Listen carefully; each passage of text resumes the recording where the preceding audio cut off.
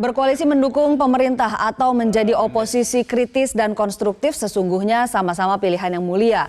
Tidak ada ukuran pasti seberapa besar koalisi dan oposisi yang ideal dalam pemerintah. Koalisi maupun oposisi dibangun dengan landasan ideologis sehingga basis koalisi ataupun oposisi lebih pada kesamaan kepentingan, kesamaan visi dan haluan politik tentang Indonesia yang lebih baik. Dan untuk membahasnya telah hadir bersama kita pengamat politik sekaligus Direktur Eksekutif Indobarometer M. Kodari dan politisi Partai Kebangkitan Bangsa Lukman Edi. Selamat pagi, Mas Lukman dan juga Mas Kodari. Terima kasih sudah hadir bersama saya. Koalisi apakah harus sama dengan bagi-bagi kursi? Itu pertanyaannya. Ini pertanyaannya adalah dari PKB sendiri. Benarkah sudah mengajukan 20 nama? Pertama, koalisi apakah bagi-bagi kursi dulu ya? Saya kira format yang ditawarkan oleh Pak Jokowi bukan sekedar hanya bagi-bagi kursi, tetapi ada yang lebih penting daripada itu, yaitu Pak Jokowi mengajak Pak Prabowo Sandi untuk bersama-sama membangun Indonesia, dalam konteks bukan saja membagi-bagi power sharing ya, tetapi juga misalnya terlintas omongan Pak Jokowi itu misalnya begini. Apa kira-kira yang menjadi prioritas dalam visi misi Pak Prabowo Sandi ketika masa kampanye itu yang kira-kira bisa diakomodir di dalam visi misi Pak Jokowi Kiai Ma'ruf untuk 5 tahun yang akan datang. Jadi ada ruangan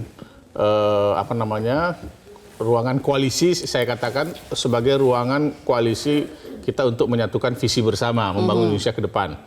Ya, kemudian ruangan lain yang sebenarnya bisa dibangun juga koalisi bersama, misalnya bagaimana ruangan koalisi ini apakah artinya sudah siap buka pintu untuk partai-partai yang ingin menyeberang?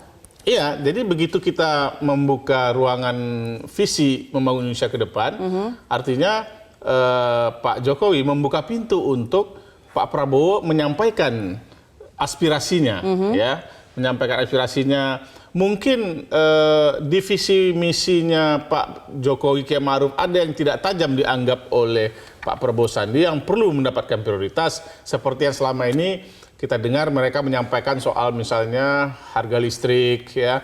Paling tidak ada 1-2 hari belakangan ini disampaikan oleh teman-teman dari Partai Gerindra ya, soal harga listrik, misalnya soal swasembada pangan ya. Walaupun di dalam visi misinya Pak Jokowi juga ada, tetapi mungkin ada prioritas-prioritas tertentu yang perlu disampaikan oleh Pak Prabowo kepada Pak Jokowi. Mas Lukman, berarti ada parpol pengusung, ada relawan, terus nanti ada parpol oposisi yang bergabung begitu. Sudah siap menampung itu semua? Nah, baru kemudian kita bicara misalnya kalau ditafsirkan koalisi bersama itu adalah power sharing, maka ada ruang-ruang lain, misalnya ruang parlemen, ya, ruang parlemen.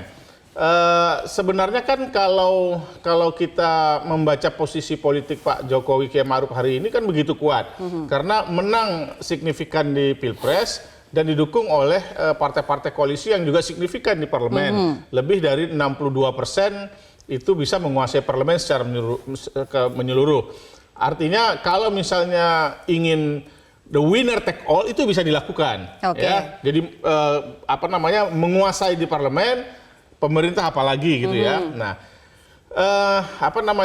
tetapi kita masih membuka pintu untuk misalnya terjadi semacam power sharing dalam tanda kutip di parlemen, ya. Nah, kemudian seperti misalnya sempat tercetus bahwa Caimin mau jadi ketua MPR begitu, lalu juga 10 menteri, benarkah seperti itu? Ya, kalau itu biasalah, kita kan kalau PKB ini kan partainya anak-anak muda ya. Jadi mengajukan sebuah keinginan itu begitu lugas, begitu terbuka. Tetapi juga ada sambungannya kan? Sambungannya apa? Ya pada bagian-bagian tertentu yang menjadi kewenangan prerogatif presiden, ya itu silakan presiden menentukan, ya. Gitu. Kita ke Mas Kodari. Mas Kodari, kalau kita lihat kan memang di parlemen begitu, di kabinet ada kader gitu kan, yang duduk di sana. Kalau misalnya kita lihat 5 tahun kemarin, raportnya begitu secara umum, bagaimana Anda melihatnya? Ya, rapot PKB atau kader parpol secara umum. Iya. Jadi Kalau saya PKB kira hanya 4 sangat ya. bervariasi ya, sangat bervariasi. Kalau patokannya hasil survei ada tokoh-tokoh yang dari parpol yang juga cukup populer ya di masyarakat begitu. Tapi poin saya adalah saya mau tanya sebenarnya dengan Bang Lukman Edi. Itu menyodorkan 20 nama atau minta 20 kursi? Enggak, kalau minta 20 kursi habis mungkin dong. nggak mungkin. Iya. Kabinetnya 34. Tapi begini, Tapi paling sebetulnya tidak- dari 20 nama itu yang diharapkan berapa kursi? Nah begini loh, kami ini menyadari betul bahwa memilih orang di dalam kabinet itu adalah menjadi hak sepenuhnya presiden. Ya. Kami sangat menyadari seperti itu. Baik. Nah oleh saya itu, Oke, jadi 10 itu bukan Oke, patokan saya ya. dulu kasih justifikasi. Menurut saya PKB harus masuk kabinet. Pertama ikut berjuang dan iya. signifikan Iya. hasilnya dalam Pilpres 2019. Kita lihat kunci kemenangan Pak Jokowi itu ada 3. Pertama, menahan suara Prabowo di Jawa Barat. Oke. Di situ PKB nggak terlalu main karena PKB tidak kuat. ya. Kemudian meningkatkan suara secara signifikan di Jawa Timur dan di Jawa Tengah. Nah ini 2 wilayah di mana PKB itu punya peranan besar. Jadi kita bisa katakan kontribusi PKB garis miring Nahdlatul Ulama itu signifikan dalam perjuangan 2019. Yang kedua, salah satu segmen terbesar ya dalam masyarakat Indonesia itu adalah Nahdlatul Ulama. Ya. Wujud atau wadah politiknya adalah PKB. Dan menurut saya peran dari Nahdlatul Ulama ini sekarang penting, kemarin penting, tapi ke depan akan jauh lebih penting lagi melihat pertarungan wacana dan ideologi yang ada. Karena itu memang harus diakomodasi dan difasilitasi. Meskipun ini 2 hal yang berbeda ya, PKB dan NU begitu. Iya, tidak persis tapi ada irisan. Iya. Jadi ada irisan di antara keduanya. Yang ketiga, memang anak kandung. kekuatan salah satu anak, jangan gitu juga dong, nanti anak merasa anak diri kan begitu. Ada anak kandung yang lain. Iya. Oke, jadi yang ketiga, PKB ini kekuatan politik yang signifikan di DPR. Kursinya ada 58 ya per hari ini ya. Iya. Belum sengketa MK ya. Mulai hari ini sengketa MK. Kekuatan politiknya itu 58 kursi itu adalah sekitar 10%. Jadi cukup signifikan juga untuk menjadi pilar. Nah, ya dia sangat pantas untuk masuk. Dan menurut saya PKB itu sebetulnya ada di hati Pak Jokowi. Oke, Mas, tapi sebetulnya apakah ada bentuk penghormatan begitu, ucapan terima kasih yang bisa dilakukan oleh Presiden Jokowi yang sudah dibantu untuk memenangkan Pilpres lagi untuk periode kedua tanpa harus membagi-bagi kursi di kabinet? Ya, karena PKB ini adalah bagian inheren dari Nahdlatul Ulama, maka menurut saya PKB itu juga jangan juga melihat dinamika ke depan ini hanya dari kacamata kursi kabinet. Lihatlah perhatian yang diberikan oleh Pak Jokowi kepada Nahdlatul Ulama. Nah, memang ini yang saya khawatirkan dengan perkembangan terakhir ini. Karena apa? Kalau soal menyodorkan 20 nama memang saya agak paham lah. Caimin itu sebagai ya pimpinan ketua umum ingin supaya kader-kadernya itu ya istilahnya merasa dibela lah, disebutlah nomor 1, nomor 2, nomor 3, yang jelas salah satunya namanya pasti Lukman Edi kan begitu kan gitu.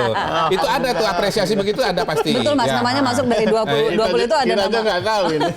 Oke, Mas silakan. Kodari udah tahu. Tapi yang gawat itu menurut saya adalah ketika Caimin mengatakan saya mau jadi ketua MPR. Loh ini apa nggak paham dengan aturan undang-undang, ya kan? Karena Susduk sudah mengatakan bahwa ketua DPR, pimpinan DPR itu berdasarkan hasil pemilu.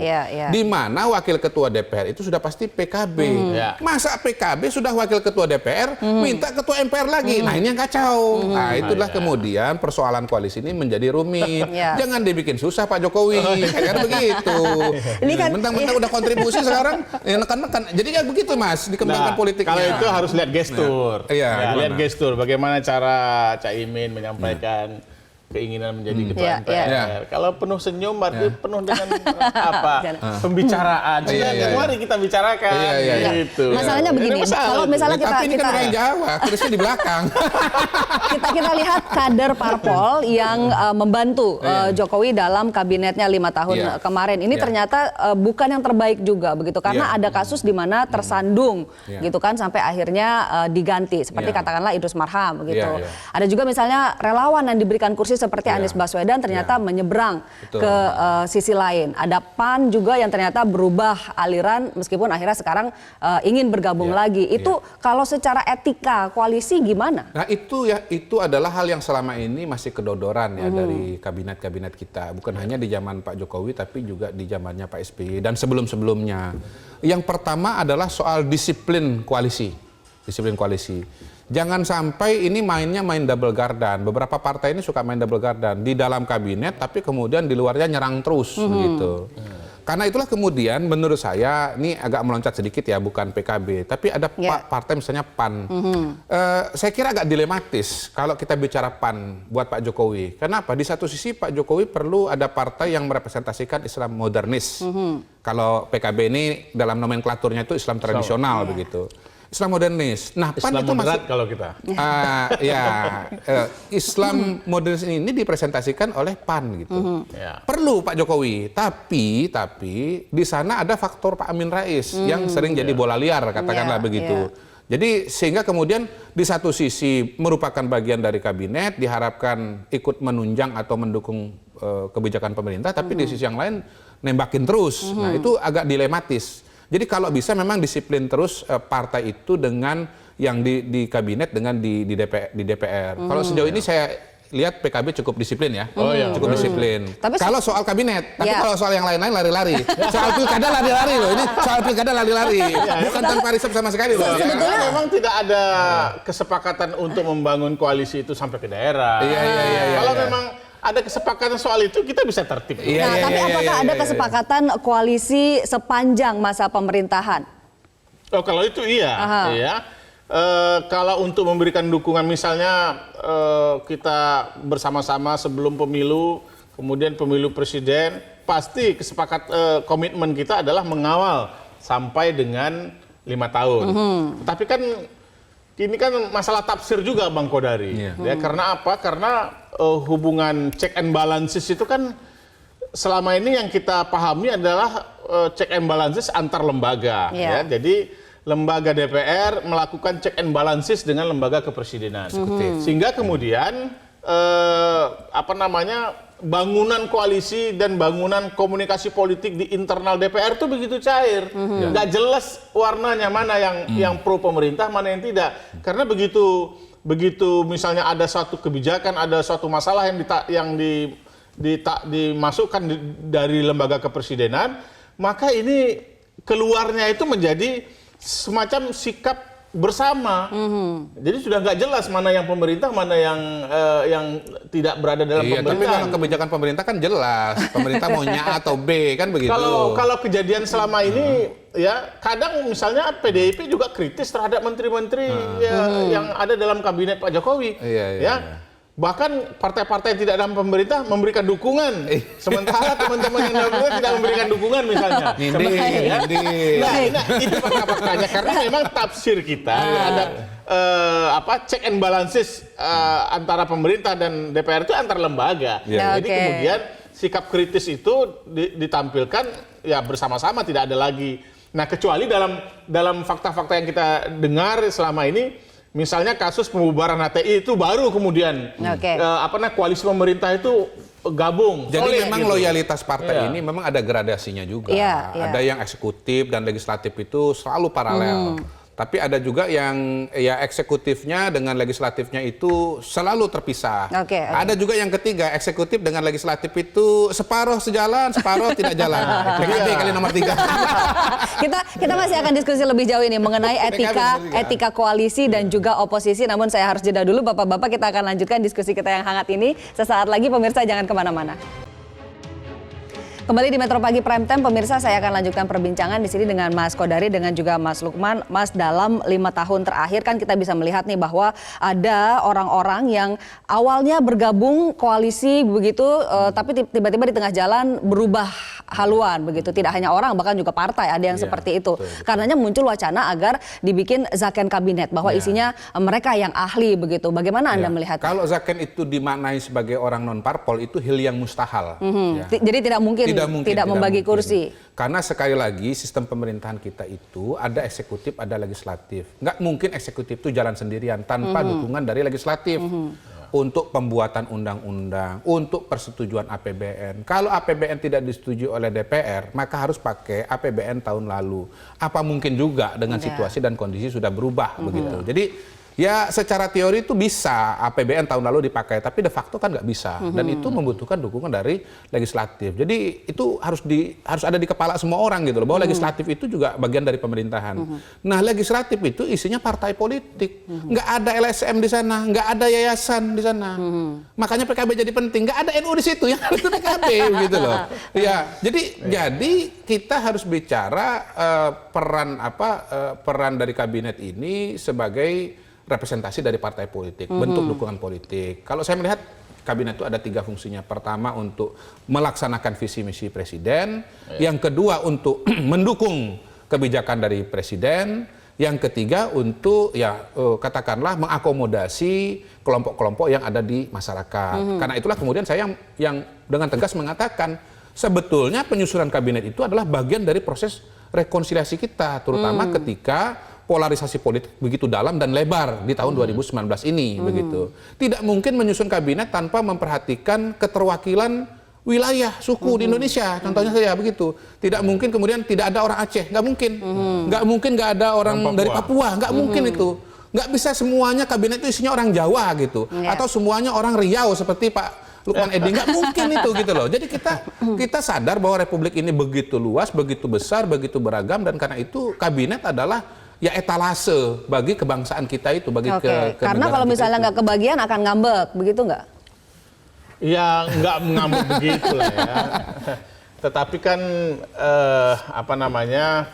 soal puas tidak puasnya menerima kebijakan pilihan-pilihan oleh presiden pada saatnya nanti itu kan relatif gitu ya. Tetapi paling tidak benar seperti Mas Kodari bilang tadi, selama ini secara praktis ya berkenaan dengan misalnya menyusun kabinet ataupun power sharing pada posisi-posisi yang lain misalnya di parlemen, selalu memperhatikan yang disampaikan oleh Mas Kodari, keterwakilan tadi. Ada keterwakilan partai politik pendukung ya, supaya pemerintahan ini bisa berjalan efektif, hubungan antara pemerintah atau eksekutif dengan legislatif itu menjadi efektif gitu ya. Jangan pula kemudian akibat dari hubungan yang tidak baik itu kan pernah kita alami ya, 1 tahun pertama tahun 2014 bagaimana ketika hubungan eksekutif dan legislatif tidak baik, sangat merepotkan sangat merepotkan, dan itu menurut saya tidak perlu kita ulang kembali. Ya. Artinya, kemudian ada keterwakilan daerah, Presiden pasti benar tadi memperhatikan Papua Timur, Indonesia Timur, Indonesia Barat, Indonesia Tengah misalnya, itu memperhatikan seperti itu. Artinya di legislatif pun perlu diperkuat dibanding yang ada sekarang ini sekitar 60% itu. Nah, berkenaan dengan itu ya. Ini kan begini ya, ada fakta yang kita hadapi pasca pemilu 2019 yang itu tidak bisa kita bantah. Karena apa? Fragmentasi terjadi di masyarakat ya, akibat dari kampanye yang keras selama 6 bulan misalnya ya, masyarakat itu terbelah, itu fakta-fakta. Saya termasuk orang yang tidak setuju kalau mengatakan bahwa rekonsiliasi itu tidak perlu, ya, karena ini biasa. Ada sementara teman-teman yang menyatakan itu, buat apa kita rekonsiliasi, ini biasa kok, ini proses demokrasi kok. Ini ada fakta di tengah masyarakat, ya. Kita bisa baca, lihat di sosial media seperti apa, ya, bukan saja di sosial media, ada kejadian lagi tanggal 21, tanggal 22. Ini Baik. sebuah fakta-fakta yang terbentang. Dan rekonsiliasi depan kita. itu berarti koalisi. Nah, kalau kemudian rekonsiliasi itu dibaca salah satu instrumennya adalah koalisi, ya. Kalau saya sih membacanya seperti itu. Makanya kemudian saya membagi rekonsiliasi itu ataupun menjadi 4 ruangan. Ada ruangan kita menyatukan visi kembali, ya. Ya, kemudian ada ruangan misalnya bisa dijadikan parlemen sebagai instrumen kita untuk melakukan koalisi, ya, dengan power sharing, ya. Kemudian parlemen itu di DPR, kemudian ada MPR, ya, kemudian ada pemerintah sendiri, ya. Apakah semuanya keempat ruangan ini harus terpenuhi kumulatif? Ya nggak juga seperti itu. Bisa saja misalnya cukup dengan kita menyamakan visi misi. Baik. Selesai, Tapi sudah permasalahannya urusan. adalah bagaimana kita tunjukkan simbolik-simboliknya di tengah bagaimana masyarakat. menjaga etika koalisi begitu agar tetap seia sekata hingga akhir pemerintahan, tidak ada yang berubah di tengah jalan menusuk di belakang. Mas Kodari. Saya kira kembali kepada penilaian dari Pak Presiden, ya. Jadi ini tarik-menarik antara satu, kebutuhan akan dukungan politik yang menurut saya memang porsinya buat Pak Jokowi tahun 2019-2024 itu lebih besar dibandingkan dengan periode sebelumnya. Karena Pak Jokowi sendiri mengatakan kira-kira sinyalnya saya akan melakukan hal-hal besar lah. Salah satu hal besar yang saya lihat sudah agak jelas itu adalah soal rencana pemindahan ibu kota. Nah, pemindahan ibu kota itu mungkin adalah kebijakan paling besar yang pernah dilakukan oleh pemerintah Republik Indonesia dalam sejarah Republik ini, kalau betul terjadi. Dan itu membutuhkan dukungan politik yang sangat besar. Mungkin kalau periode sebelumnya angka 60% di DPR itu sudah cukup begitu. Tetapi kalau sekarang mungkin 70%, 80% barangkali diperlukan karena kebijakan yang begitu strategis membutuhkan biaya begitu besar. Kalau kemudian ada yang di luar nanti prosesnya berjalan tidak lancar begitu. Karena itulah kemudian perlu kebesaran hati juga dari teman-teman yang notabene kemarin di 01 untuk bisa melihat perspektif ini bukan hanya perspektif katakanlah Pilpres, ya, bukan hanya 01, bukan hanya 02. Ini kan yang berjuang kemarin yang menang kan 01, 02 jangan ikut. Enggak. Jadi kacamatanya itu kacamata 03, yaitu kacamata persatuan itu. Agenda-agenda ke depan yang harus dibuat di luar soal polarisasi. Saya sih senang Mas Lukman Edi mengatakan bahwa ya memang PR kita soal polarisasi ini besar begitu. Memang ada teman-teman yang mengatakan apa nggak perlu rekonsiliasi. Loh, saya bilang itu provokator itu. Nggak ada rekonsiliasi itu nggak penting. Apa buta apa dengan realita yang terjadi di masyarakat? Jangankan antar partai, antar pendukung, antar keluarga aja perang kok kan begitu. Jadi menurut saya realita. itu adalah ilustrasi bahwa memang 2019 ini memang PR kita soal polarisasi itu begitu besar dan itu harus direkatkan kembali. Nah, wadahnya tadi ya kalau pinjam istilahnya beliau, wadahnya itu apa? Ya salah satunya kabinet, ya mungkin DPR, kemudian kegiatan-kegiatan di masyarakat begitu. Itu hal-hal yang penting. Tadi Anda mengatakan ada yang ingin disampaikan PKB kalau misalnya kita lihat bedanya apa 2014 dengan 2019 sekarang? Nah, jadi begini, 2014 dengan 2019 itu menurut saya kacamatanya agak lain. Tahun 2014 itu full PKB dari awal sampai akhir. Tapi 2019 menjelang pencalonan PKB itu sempat agak belok gitu. Hampir lepas gitu. Nah, menurut saya itu jadi catatan tersendiri. Jangan marah juga kalau kabinet kursinya dikurangin sedikit. Karena ada tanda-tanda mau lari begitu. Nah, gimana Pak? Ini nggak bisa saya jawab. Tapi kalau dikurangin gimana? Nggak seperti itulah ya. Kalau kemudian ada akselerasi itu biasa lah ya. Dan apa yang gini, Ketua Umum kami itu memberikan kebebasan kepada kader-kader untuk kemudian menyampaikan kepada pimpinan pemetaan-pemetaan seperti apa. Nah, kalau kemudian itu dianggap sebagai sebuah upaya untuk sedikit melenceng, saya kira nggak benar juga gitu ya. Karena apa? Karena ya pada saat itu kan ada keinginan dari pimpinan PKB untuk mendorong Ketua Umum sebagai calon wakil presiden. Saya kira wajar kalau kemudian membuat bargaining positionnya agak lebih kuat lah, kira-kira seperti itu. Kalau dari parpol koalisi, dari PKB, apa yang bisa dilakukan untuk menjaga etika koalisi? Memang harus disepakati dari awal, ya. Kesepakatan-kesepakatan itu apa? Kalau perlu diperinci, ya. Ada banyak tawaran, misalnya tawaran. Saya tambahin dikit sebelum dilanjutin Iya. ya. Jadi begini, ada perbedaan seorang Jokowi dengan seorang SBY. Iya. Kalau SBY itu pendekatannya formalistik. Makanya dia bisa membuat yang namanya sekber, sekretaris bersama ya, koalisi. Kalau Pak Jokowi itu orangnya cenderung lebih informal, pendekatannya one on one, Ya. bukan kelompok begitu. Karena itu menurut saya komunikasi pada level personal itu penting. Dan hemat saya itu yang belum dapat di PKB Baik. ini. Frekuensi pada level personal itu belum dapat. Oke. Mas, Silakan dibantah. Silakan singkat Mas.